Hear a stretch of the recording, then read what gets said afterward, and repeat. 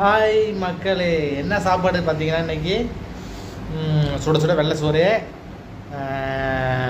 மீன் குழம்பு, நல்ல காணாங்கழுத்த மீன் குழம்பு, சுட சுட மீன் குழம்பு, சாப்பாடு, மீன் எல்லாத்தையும் போட்டு ஒரு பசஞ்சு மீன். ஆஹா, அருமையான மீனுங்க, சூப்பராக இருக்குது. அருமையான மீன், ஆஹா, செம டேஸ்ட்டு, அருமையாக இருக்குது.